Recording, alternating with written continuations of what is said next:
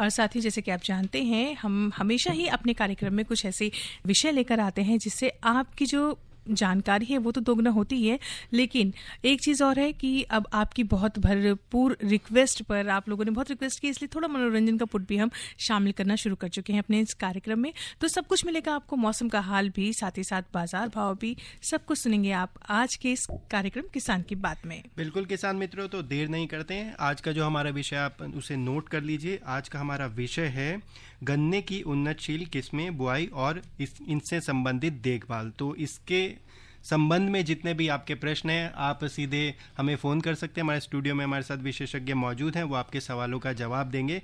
तो आप अपने प्रश्न भी हैं जो लिख लीजिए और हमें फ़ोन करने के लिए तैयार हो जाइए। जी हाँ, बिल्कुल। फ़ोन नंबर भी आपको बताती हूँ, और विषय तो अश्विनी बता ही चुके हैं कि गन्ने की उन्नतशील किस्म में बुआई और उसकी देखभाल। इसके साथ साथ आपको अगर लगता है कि अभी आपके खेती में, आप जो खेती कर रहे हैं, खेत में कुछ चीज़ें तैयारी चल रही है, गेहूँ की कटाई चल रही है या कुछ और भी चल रही है, उसमें अगर आपको छोटी मोटी समस्या आ रही है, उसका निदान भी आप आज हमें फ़ोन करके पा सकते हैं। तो हमारे साथ जो विशेषज्ञ हैं वो हैं डॉक्टर सूरज भान जी, जो कि गन्ना विशेषज्ञ हैं, कृषि विज्ञान केंद्र गाजियाबाद में।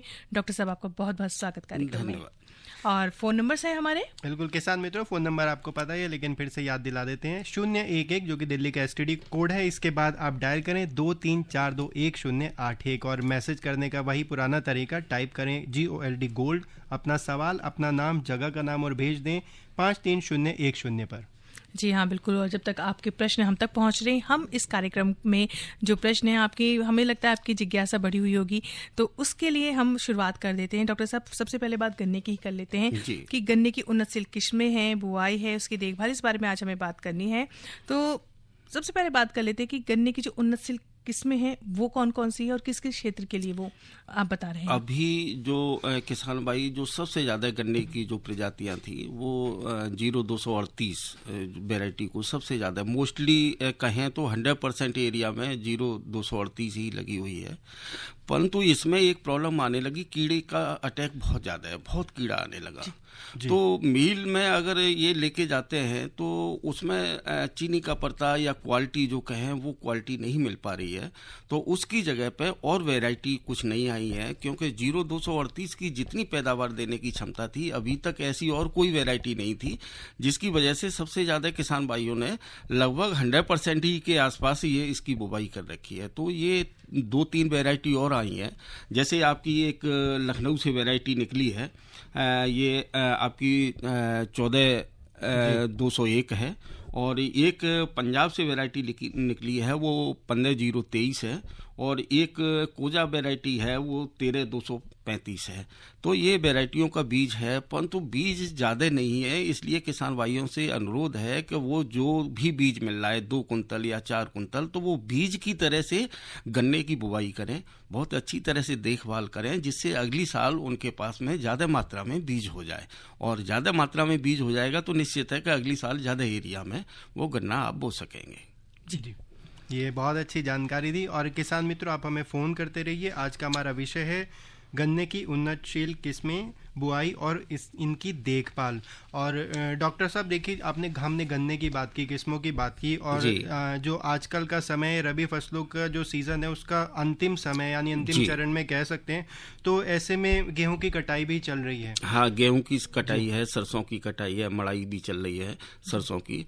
तो इस साल पिछली साल के भाव सरसों के देखते हुए किसानों ने इस बार बहुत ज़्यादा सरसों लगाई थी, और सरसों लगाने की वजह से अब की बार जो बारिश समय पे हुई तो वो उसमें सरसों में पैदावार भी कम हो गई।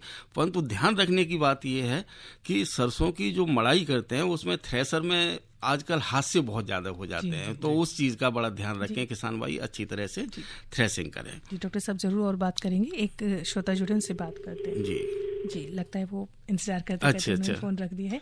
थ्रेसर की भी आपने बात की, भी बहुत ही जरूरी बात आपने कही है। दूसरा ये कि अभी गेहूं की फसल है कि एकदम मार्च के महीने में इतना ज़्यादा टेम्परेचर नहीं होता था।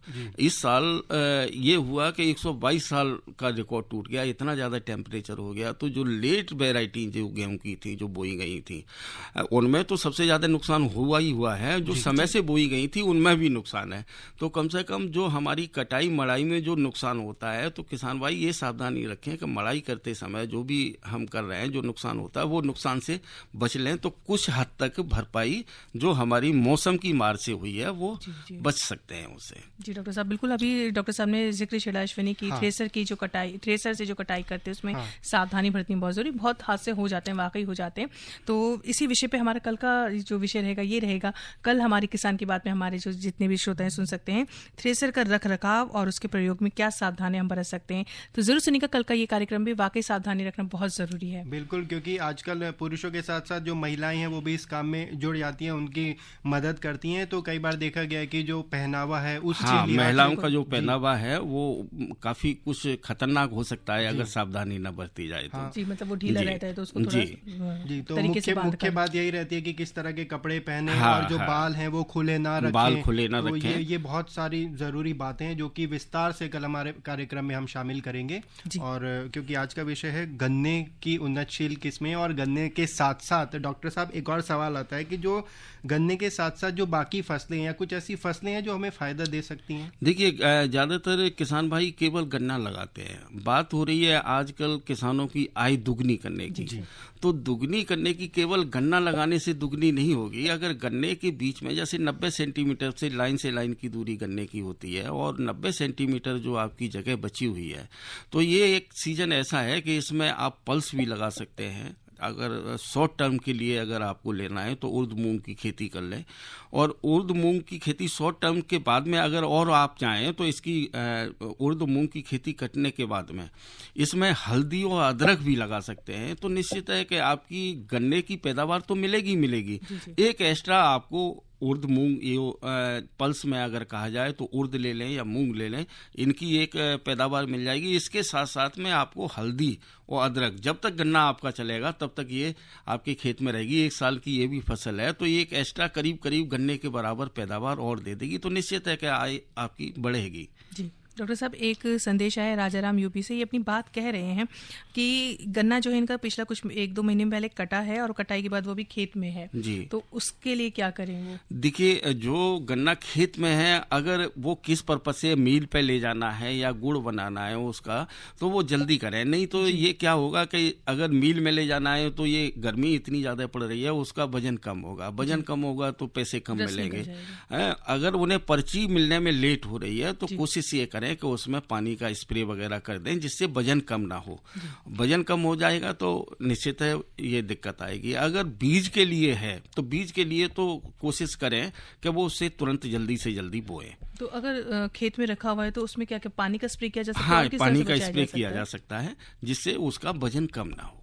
आज हम बात कर रहे हैं गन्ने की उन्नतशील किस्म में बुआई और देखभाल, और साथ ही साथ गेहूं से जुड़ा हुआ कोई आपके मन में सवाल है, सरसों से जुड़ा हुआ या और कुछ भी जो खेती से जुड़ा हुआ जो भी सवाल है जो इस मौसम के लायक है, हमारे डॉक्टर सूरज भान जी उपस्थित हैं इस स्टूडियो में और जरूर जवाब देंगे। आप फोन कर सकते हैं, हमारे फोन नंबर हैं 23421081 और इससे पहले आप 011 जरूर डायल कीजिएगा, दिल्ली का सिटी कोड है ये। और किसान मित्रों, इसके साथ साथ आप मैसेज के जरिए भी हमसे सवाल पूछ सकते हैं।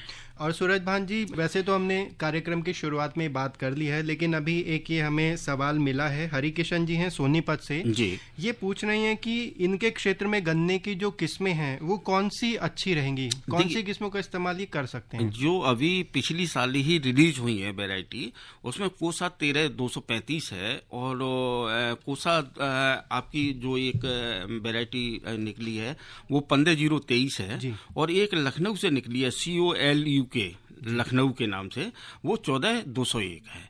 तो ये वैरायटी को आप अपना सकते हैं। बहुत अच्छी पैदावार देने वाली वैरायटियां हैं और ये कीड़ों के प्रति सेंसिटिव हैं, कीड़े कम लगेंगे इसमें और रोग भी कम आएंगे। तो 38 वैरायटी जो निकाली थी वो इसी पर्पज से निकाली थी कि इसमें कीड़े, परंतु बहुत दिनों से फील्ड में है तो धीमे धीमे उसमें कीड़े आने लगे हैं, तो इसलिए वो क्वालिटी नहीं आ रही है चीनी की। तो इन वैरायटियों को आप लगा सकते हैं। तो साहब, हमने सह फसली की आपने बात की थी कि सह फसली बोनी चाहिए गन्ने के साथ साथ, तो कौन कौन सी सह फसली है जिनको बो के फायदा हो सकता है बुआई करने? गन्ने के साथ में आप अभी जैसे जो गन्ना बोने जा रहे हैं उसके साथ में उर्द और मूंग, या उर्द ले लें या मूंग ले लें, इनकी दो पल्स में ले सकते हैं, उर्द या मूंग। इसके साथ साथ में या तो अभी आप अगर लगाना चाहें तो अदरक भी लगा सकते हैं और हल्दी भी लगा सकते हैं, और दूसरा आप उर्द भी ले लें और मूंग भी ले लें, इन दोनों में से कोई भी एक ले लें, फिर आगे चल के इनकी 75 दिन बाद कटाई हो जाएगी और आखिरी गुड़ाई के समय, जो गन्ने की आखिरी जब जैसे ही फसल कटेगी उस समय आप हल्दी या अदरक इनमें से दोनों में से कोई भी फसल ले सकते हैं गन्ने के साथ में सह फसली के रूप में। यानी कि गन्ने के साथ साथ में बाकी जो चीज़ें हैं ये भी हमें बहुत फ़ायदा देंगी। जी जी। हेलो। हेलो। हाँ जी, नमस्कार मैडम। जी नमस्कार, क्या नाम है आपका सर? स्वागत है कार्यक्रम में आपका। थैंक यू मैम, मैं इंदू बोल रही हूँ। जी जी मैम बोलिए। मुझे ये कहना था, आप देखिए मैं कोई किसान तो नहीं हूँ जी, बट आपका प्रोग्राम इतना अच्छा है कि हम लोग रोज इसको सुनते हैं और हमारी इतनी नॉलेज बढ़ रही है। जी जी, इससे मैं तो आप सबको बहुत बधाई और शुक्राना करना चाहती हूँ आपका। बहुत बहुत धन्यवाद। धन्यवाद। बहुत बहुत धन्यवाद इंदु जी। इंदु जी आप बोल कहाँ से रही हैं? हाँ जी, जी कहाँ से बोल रही हैं आप? मैं पटेल नगर से। जी जी, बहुत बहुत शुक्रिया इंदु जी। हाँ जी, धन्यवाद जी, धन्यवाद। Thank you.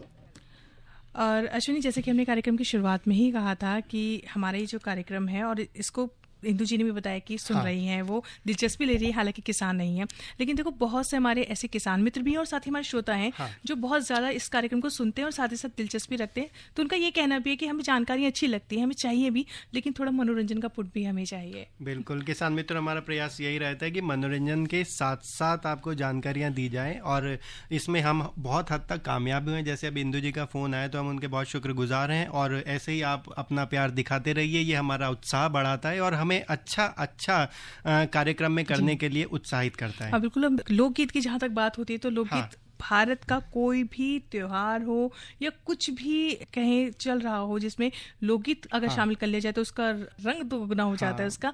तो अभी जैसे त्योहार चल रहे हैं और ये इसमें भी आप देर ना करें और देवी का आशीर्वाद बना रहे, तो सुनते हैं देवी गीत। ओ सखी आज चले दरबार दरबार शेरों वाली के मेले में, सखी आज चले री दरबार दरबार शेरों वाली के मेले में।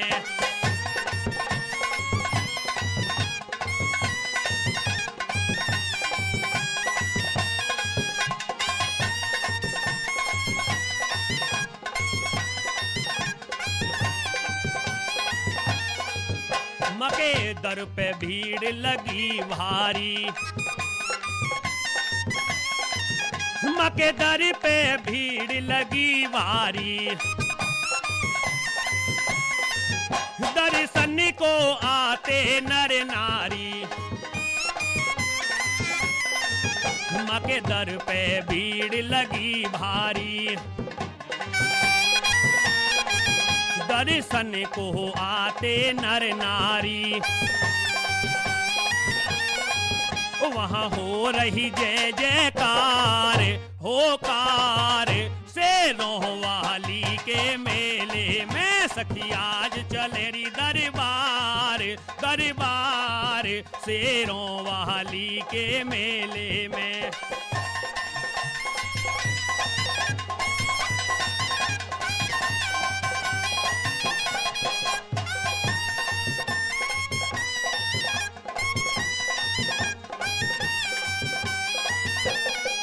मुझे जग में नहीं सहारा है,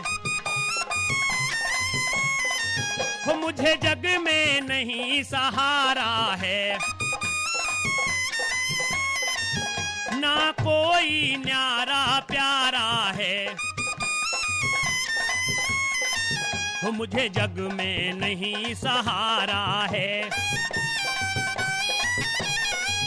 ना कोई न्यारा प्यारा है। ओ तेरी हरी भरी फुलवार फुलवार शेरों वाली के मेले में, सखी आज चले री दरबार दरबार शेरों वाली के मेले में।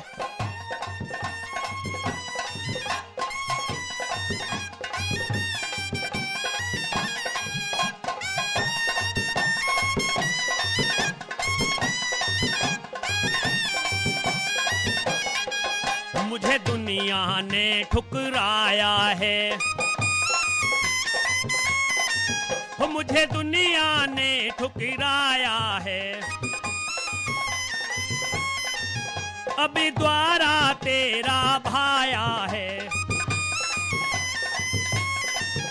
मुझे दुनिया ने ठुकराया है, अभी द्वारा तेरा भाया है, वो कर मेरा भी उद्धार, उद्धार से रोह वाली के मेले में सखी आज चले री दरबार, दरबार से रोह वाली के मेले में।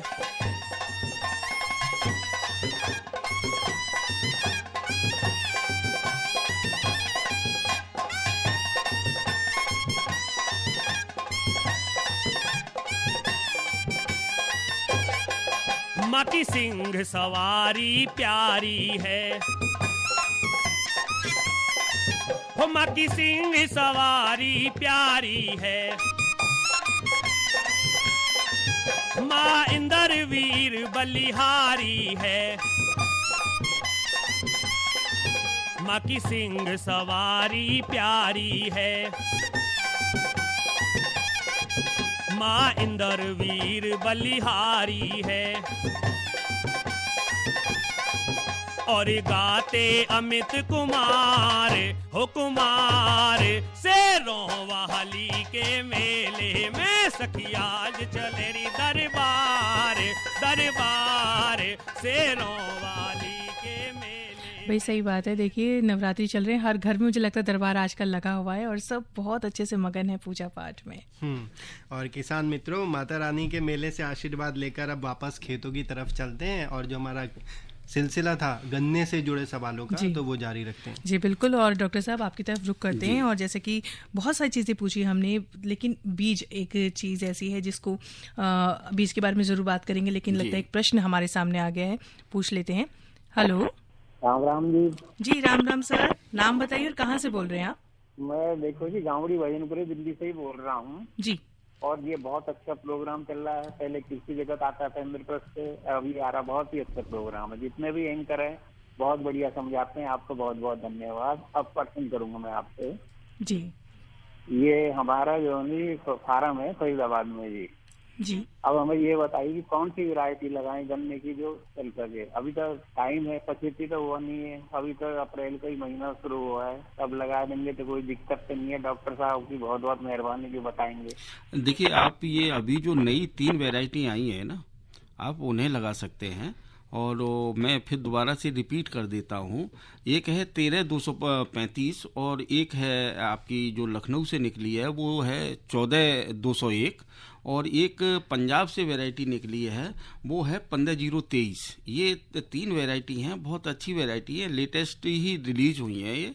और इन वैरायटियों का कहीं भी आपको अगर बीज मिल जाता है तो इसे आप लगा लें। कुछ पिछली साल भी हमने दी थी, तो कुछ किसानों से भी अगर मिल जाता है तो कोशिश ये करें कि ऐसा बीज का ट्रीटमेंट है और उसकी जो कटाई है, 3 आँख वाला ये गन्ना बोएं, 3 आँख से ज़्यादा ना बोएं, पैदावार आपकी कम हो जाएगी निश्चित है। इस चीज़ का ध्यान रखते हुए आप ये तीनों वैरायटियों में से कोई भी लगा सकते हैं आप। जी डॉक्टर साहब, तो बीज उपचार की बात आपसे करने जा रहे थे कि किस तरह से बीज उपचार किया जा सकता है गन्ने के लिए, क्योंकि इस मौसम में ये भी सुना है कि जो दीमक है वो बहुत ज्यादा एक्टिवेट हो जाते हैं, तो किस तरह से इससे बचाव किया जा सकता है? देखिए अभी जो गन्ने में मॉइस्चर बहुत कम होता है, तो जब हम बीज लें तो कोशिश ये करें कि जब हमें गन्ने की बुवाई करनी है उसके 10-15 दिन पहले उसमें एक बार पानी लगा दें। और पानी लगाने के साथ साथ में हल्का सा यूरिया भी अगर हम रख दें, जैसे 1 बीघा गन्ना लेना है हमें बीज के लिए, तो 1 बीघा में 7 से 8 किलो यूरिया भी अगर हम डाल दें तो उसमें जो सुस्तावस्था में जो अंकुरण पड़ा हुआ आता है वो जग जाएगा और वो अंकुरण आपका जल्दी होगा। क्योंकि गर्मियों में मॉइस्चर ज़्यादा चाहिए, तो पानी लगा दिया, अंकुरण सुस्तावस्था में पड़ा हुआ था वो जागृत हो गया। फिर उसके बाद में ये दीमक की समस्या इस समय बहुत ज़्यादा होती है, तो उसके लिए एक दवा आती है क्लोरोफोरीफॉस। क्लोरोफोरीफॉस का 4% का सॉल्यूशन बना के और लगभग आधा घंटे के लिए पानी में डिप करके अगर गन्ने के टुकड़ों को रखा जाए, क्योंकि इस समय आपको खेत में कोई भी और फसल के पत्ते वगैरह नहीं मिलेंगे, तो वो 100% आपके गन्ने के बीज को ही दीमक नुकसान पहुंचाएगी। तो क्लोरोफोरिफॉस से अगर ट्रीट कर लें तो इससे आप बच सकते हैं। तो एक उपचार क्या ये भी हो सकता है कि बीज उपचार नहीं, लेकिन जैसे आपने कहा दीमक लगते हैं और पत्ते नहीं मिलते हैं, तो सह फसली अगर लगाएं, लेकिन उस पे भी नुकसान हो सकता है फिर? अगर आपने ये लगाया है, इसके साथ साथ में और है एक कि जैविक के रूप में अगर हम रोगों और कीड़ों की रोकथाम करें तो एक मेटेरिज्म और एक बवेरिया वैश्याना, ये 2 फफूंदी आती हैं। आप इसे पहली जुताई पे, जैसे ही पलेवा किया है, पलेवा करने के बाद में पहली जुताई पे इन्हें जैसे यूरिया डालते हैं उस तरह से आप बिखेर सकते हैं। परंतु ये तैयार होगी 10-15 दिन में, पहले ही तैयार कर लें गोबर की खाद में और फिर बिखेर दें तो दीमक इनसे खत्म होगी। और एक आता है ट्राइकोडर्मा, अगर उसका भी अगर आप इसी तरह से गोबर की खाद में मिला के 10-15 दिन पहले अगर फफूंदी जागृत करके इसे डाल दें तो रोग कीड़ों की लगभग 70-80% आपकी समस्या ऑटोमेटिक खत्म हो जाएगी। जी डॉक्टर साहब, लगते हैं श्रोता है, सुनते हैं। हेलो हेलो जी, नमस्कार सर। नमस्कार मैम जी, नाम बताइए, कहाँ से बोल रहे हैं आप? मैं राजेंद्र बोल रहा हूँ बुंदेलखंड से। मैं जी पूछिए अपना प्रश्न। आज जो मेरा प्रश्न है वो थोड़ा हटकर है, आपने शुरुआत में उसका थोड़ा चर्चा किया था। जी हाँ, बताएं। ये है मेरा प्रश्न सर कि जो सरसों इस साल बोई गई तो इसका उत्पादन क्यों घट गया? क्या पानी अधिक बरसने की वजह से उत्पादन घट जाता है क्या? हाँ, पानी जितना जो तिलहनी फसलें हैं, दलहनी फसलें हैं, इन्हें ज्यादा पानी की आवश्यकता नहीं होती है और पानी ज्यादा बरसने की वजह से देर से बुवाई भी हुई थी। तो इनका जो जैसे फ्लावरिंग स्टेज आ गई, पानी बरस गया तो फूल झड़ जाएगा, फिर दोबारा फूल आएगा, तो उसमें जो इसकी फली बनती है जिसे हम पॉडिंग कहते हैं, तो उसमें देर हुई। तो निश्चित है कि जब देर होगी तो उसमें जो दानों की संख्या होनी चाहिए एक पॉड में, वो दानों की संख्या कम हो गई और वो दानों की जितनी बोल्डनेस होनी चाहिए थी वो भी बोल्डनेस कम हुआ, तो पैदावार कम हुई है। जी, तो डॉक्टर साहब, पानी बरसने यानी कि जो मौसमी गतिविधियां होती हैं काफी असर डालती है हमारी खेती पर, जैसे कि अभी हमारे श्रोता बुंदेलखंड से, तो उन्होंने बताया कि उनकी खेती पर भी असर पड़ा है। डॉक्टर साहब, चलते चलते एक सवाल और आता है कि जो बुआई है, बुआई के दौरान हमें किस तरह की सावधानियां रखनी चाहिए और सिंचाई की भी किस तरह की व्यवस्था हम रख सकते हैं? देखिए, जो हमने 3 आंख वाला जो गन्ना बोया है, लगाने जा रहे हैं, हम 3 आंख से ज्यादा का गन्ना ना लगाएं, क्योंकि अगर उससे ज्यादा लगाएंगे तो ये गन्ने का कैरेक्टर है कि इसके बीज का भोजन होता है, वो बीज का भोजन किनारों की तरफ, गांठों की तरफ मूव करता है, तो जो हमारे मेड़ों की संख्या है वो कम हो जाएगी। इसलिए कोशिश करें, 100% कोशिश करें कि हम 3 आंख का गन्ना बोएं और 3 आंख का भी गन्ना वो कांची पे कांची, एक आंख किनारे की एक दूसरे से सटा के बोएं। दूसरा, पानी की बात कर रहे हैं तो जैसे कि गर्मी का सीजन है, एक दिन में इस समय लगभग 1 सेंटीमीटर पानी की जरूरत पड़ती है गन्ने की फसल के लिए। तो कोशिश करें कि 10-15 दिन के अंदर और 10-15 सेंटीमीटर के आसपास या 20 सेंटीमीटर के आसपास एक सिंचाई में पानी हमें जरूर यूज करना चाहिए, जिससे कि 10-15 दिन में हमारा लगभग 50% मॉइस्चर बना रहे। जी डॉक्टर साहब, तो ये बहुत ज़रूरी जानकारी डॉक्टर साहब ने दी, पानी के लिए भी दी और जो बहुत सारी बातें सबके लिए। डॉक्टर साहब, आपका बहुत बहुत धन्यवाद आज के इस जी। तो आज आपने जाना गन्ने की उन्नत किस्में, बुआई और देखभाल किस तरह से कर सकते हैं। कल का भी हम आपको बता ही चुके हैं, ज़रूर सुनिएगा। थ्रेसर का रख रखाव और प्रयोग में क्या क्या सावधानियां की जा सकती है। उम्मीद है आज का कार्यक्रम आपको ज़रूर पसंद आया होगा। फिलहाल आज के लिए मुझे आरती को और मुझे अश्वनी को दीजिए इजाज़त। नमस्कार।